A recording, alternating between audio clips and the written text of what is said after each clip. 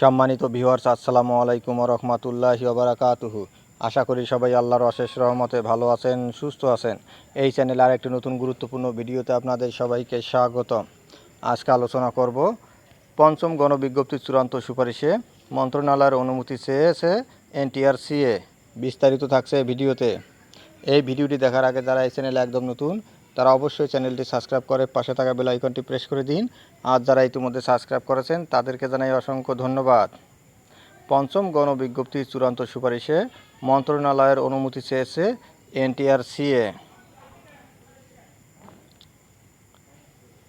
বেসরকারি মাধ্যমিক ও উচ্চ মাধ্যমিক শিক্ষা প্রতিষ্ঠানে শিক্ষক পদে নিয়োগের জন্য পঞ্চম গণবিজ্ঞপ্তিতে নির্বাচিত প্রার্থীর চূড়ান্ত সুপারিশ করতে শিক্ষা মন্ত্রণালয়ের অনুমতি চেয়েছে বেসরকারি শিক্ষক নিবন্ধন ও প্রত্যয়ন কর্তৃপক্ষ এনটিআরসিএ। তবে এ নিয়োগের চূড়ান্ত সুপারিশপত্র কবে প্রকাশিত হবে সে বিষয়ে এখনই মন্তব্য করতে চাচ্ছেন না সংস্থাটির কর্মকর্তারা। এনটিআরসিএর চেয়ারম্যান অতিরিক্ত সচিব মোহাম্মদ সাইফুল্লাহ আজম বলেছেন, মন্ত্রণালয়ের অনুমতি পেলেই প্রার্থীদের চূড়ান্ত নিয়োগ সুপারিশপত্র প্রকাশ করা হবে।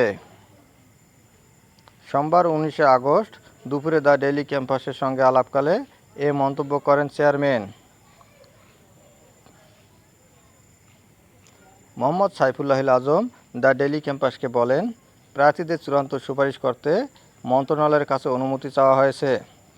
তবে নতুন শিক্ষা উপদেষ্টার দায়িত্ব নিয়েছেন, নতুন সচিবও দায়িত্ব পেয়েছেন। এ পরিস্থিতিতে তারা নিয়োগ সুপারিশ কার্যক্রম নিয়ে কোনো কিছু জানতে চাইতে পারেন। তাই এখনই বলা যাচ্ছে না চূড়ান্ত সুপারিশ কবে করা হবে। মন্ত্রণালয়ের অনুমতি পেলেই আমরা প্রার্থীদের চূড়ান্ত সুপারিশ করব। তিনি আরও বলেন, মন্ত্রণালয়ের সঙ্গে শিগগিরই আমাদের সভা হওয়ার কথা আছে। সে সভায় বিষয়টি উত্থাপিত হতে পারে। সেক্ষেত্রে আমরা আমাদের প্রক্রিয়ার বিষয়ে মন্ত্রণালয়কে জানাব। এদিকে এনটিআরসিএর কর্মকর্তারা বলছেন, প্রার্থীদের চূড়ান্ত সুপারিশ করতে সব প্রস্তুতি ইতিমধ্যে শেষ হয়েছে।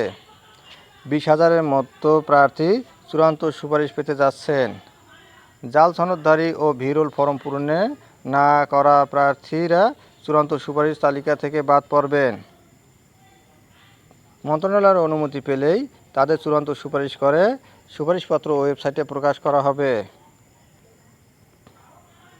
জানা গেছে, 96,736টি শিক্ষক শূন্য পদে নিয়োগের জন্য পঞ্চম গণবিজ্ঞপ্তি জারি করা হয়েছিল।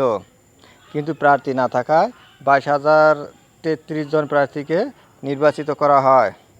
নিবন্ধিত এই প্রার্থীরা ভিরুল ফরম পূরণ করে এনটিআরসিএতে তাদের সনদ জমা দিয়েছেন।